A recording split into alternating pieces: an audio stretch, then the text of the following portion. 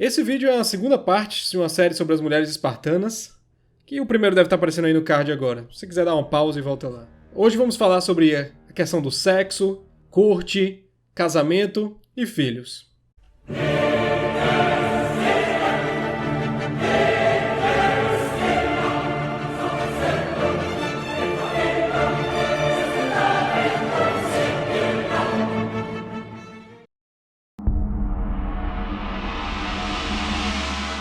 Esses vídeos dão bastante trabalho para fazer, desde pesquisar, roteiro, gravar, editar. Se você quiser aí, dá um like, e é isso. O casamento e a reprodução eram a razão de ser de uma garota espartana. A geração de filhos fortes que se tornariam bravos soldados, sua principal missão. As espartanas eram as únicas garotas gregas generosamente alimentadas e submetidas a treinamento físico, único em toda a Grécia. Tudo isso baseado na crença de que pais fortes produzem filhos mais fortes.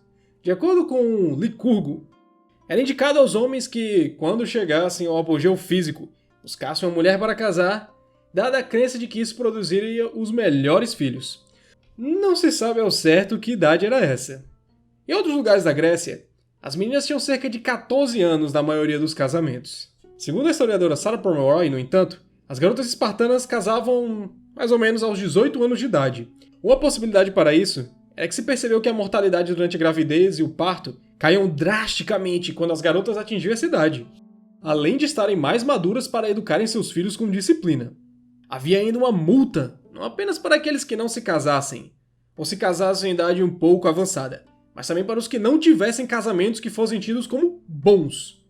Eu quero um casamento bom, um casamento que tinha filhos. Havia ainda um incentivo para que famílias tivessem muitos filhos. Casais com 3 filhos ficavam isentos do serviço militar. E o pai não precisaria mais pagar impostos após o 4º filho. Usando esses mecanismos de coerção e benefícios, o Estado espartano fazia os homens se dobrarem. No entanto, é importante frisar que nada disso valia para as mulheres. Não é? Eles também não viram fazer sua parte? Sim. Mas acontece que o descarte de bebês, em sua maioria garotos, e a exposição de garotos muito jovens a grandes provações físicas, e a falha de muitos deles em realizar o agogê, uma morte prematura também no campo de batalha, ao que parece, deixava um número considerável de mulheres solteiras que não conseguiam encontrar um marido e, portanto, não tinham filhos. Como em outros lugares da Grécia, cada homem só poderia ter uma esposa simultaneamente. No entanto, o processo de divórcio em Esparta era extremamente simples e rápidos. Bastava que um homem mandasse sua mulher de volta para a casa do seu pai. Pronto. Sem nenhum processo legal, ritual formal, nada para terminar a união. Só isso. Esparta, no entanto, continuava sendo uma sociedade patriarcal. Justamente para que se mantivesse seu pequeno império, as mulheres da elite guerreira, as esparciatas, tinham essas liberdades e não eram submetidas às mesmas provações que os homens. Somando isso às práticas eugênicas espartanas, que merecem um vídeo por si só, as mulheres espartanas justamente não eram colocadas sob o mesmo nível de exigência física e infanticídio, justamente por ser elas que gestariam a futura geração de guerreiros.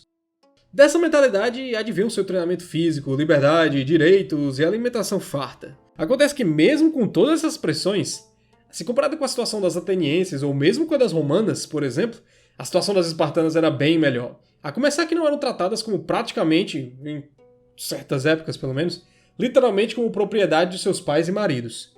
Só para pegar um exemplo, o historiador Mark Golden argumenta que em Atenas, a taxa de infanticídio feminino chegava a 20% em determinados períodos, fora da prática bizarra da expulsão de garotas, muitas de 12 até 14 anos, por terem supostamente desonrado o nome da família.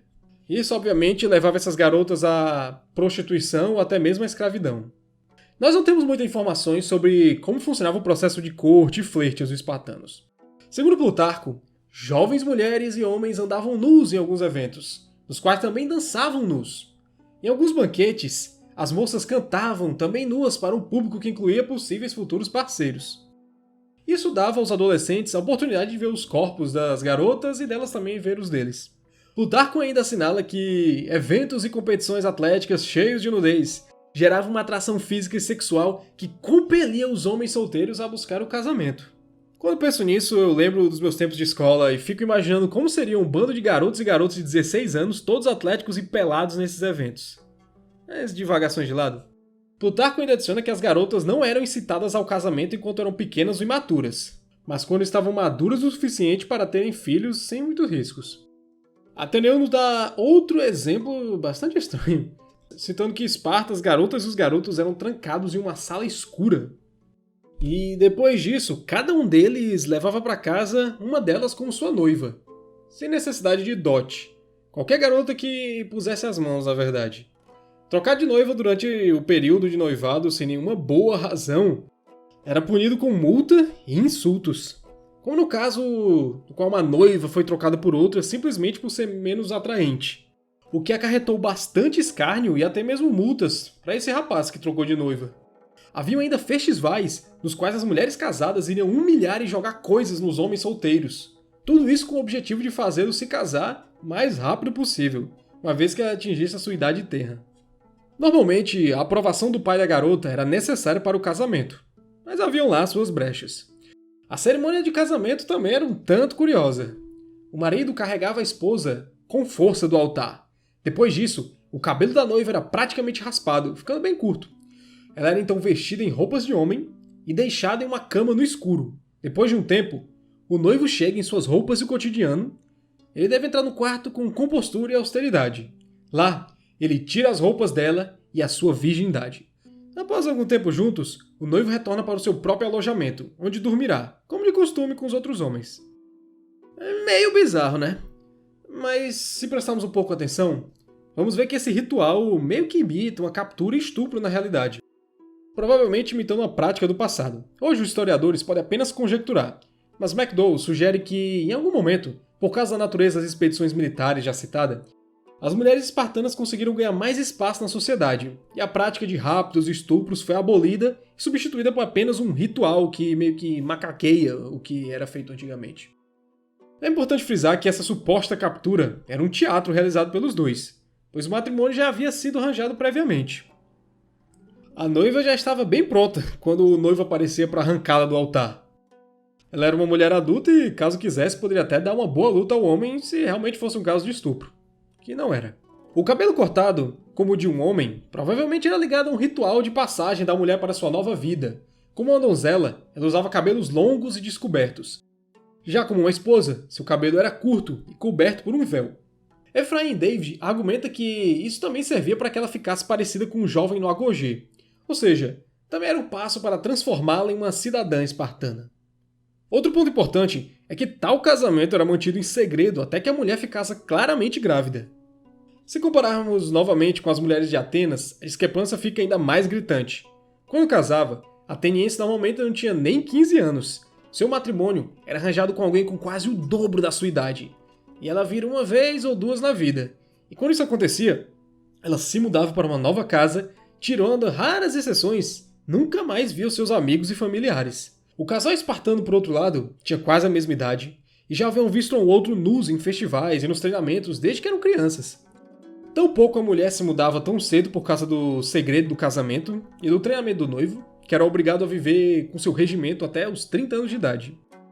Por causa disso, a esposa era quem administrava a casa como chefe de família, lidando com o gerenciamento dos criados, criando os filhos e liderando a família como um todo. Tais responsabilidades demandavam que a esposa fosse uma mulher madura, não uma garota debutante, como a noiva ateniense. Mesmo quando casava com um homem mais velho, Sarah Pomeroy argumenta que o marido não dominava a mulher sem o seu consentimento. Isso se demonstra no fato de que, mesmo se o marido fosse impotente por causa da idade ou infértil, a esposa era obrigada a ter filhos, e ele deveria considerar os desejos dela no processo. Xenofonte implica que isso, de fato, acontecia. Esse tipo de casamento geralmente acontecia quando a mulher era a última sobrevivente de uma família. Nesse caso, ela tinha uma certa obrigação de casar com alguém próximo do seu pai. Nesses casos, a pressão pela procriação era especialmente forte. A poliandria, embora acontecesse com certa frequência, não era comum.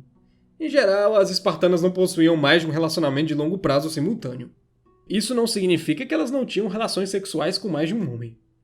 Xenofonte nos mostra que, nos casos de casamentos entre homens velhos e garotas mais jovens, apesar do ciúme, ele poderia e deveria escolher um homem jovem que fosse seu protegido e de boa índole, para que esse engravidasse a sua esposa e assim pudessem gerar filhos fortes. Esse filho então seria criado dentro da linhagem do esposo da mãe, o homem que escolheu quem a engravidou. Havia ainda outra maneira da mulher ter mais de um parceiro. Isso era no caso de um homem jovem que não queria se casar, mas também não queria pagar as multas por não ter filhos. Esse varão poderia tomar emprestada a esposa de alguém, desde que tivesse o consentimento do marido. Nem Xenofon e nem Plutarco explicam com que família ficaria a criança. As ideias eugenistas também se aplicavam às famílias. Por exemplo, irmãs de homens considerados covardes eram colocadas de lado. Revela a crença de que a mãe era mais do que simplesmente um campo fértil que receberia a semente do pai. De fato, havia a crença de que os filhos herdariam características físicas e psicológicas dos dois pais, de fato contribuindo para o que seriam os filhos. E isso recebe evidência histórica. A necessidade de filhos fortes era tão grande que depois de pesadas baixas causadas pela guerra contra a Messênia, foi permitido que alguns ilotas, que eram a população escrava de Esparta, tivessem relações sexuais com as esparciatas, a classe guerreira. Essas viúvas dos mortos na guerra. Isso para que as baixas não ficassem tão aparentes e pudessem ser recuperadas na próxima geração. Esses ilotas foram elevados a cidadãos no processo. A maternidade era considerada tão importante para a continuação do Estado que as mulheres que morriam durante o parto estavam entre o seleto grupo de espartanos que tinham seus nomes gravados na lápides. E só para você ter uma ideia da importância disso, apenas homens que morriam em batalha e essas mulheres tinham tal honra. Até hoje a sociedade espartana causa bastante fascinação, mas esse aspecto do casamento é sobretudo interessante porque é meio que uma contradição da civilização espartana talvez, que para garantir o seu império e a brutal escravização de alguns povos que eles dominavam, as mulheres precisariam ser livres. Não livres no sentido de hoje, de fazer o que quiserem, até porque o sentido de individualidade, como conhecemos, não era muito bem quisto em Esparta. Mas não deixa de ser curioso que uma civilização de milhares e milhares de anos atrás garantia vários direitos às mulheres e independência como seres que não pertenciam aos maridos, e tinham de fato voz nos rumos da sociedade.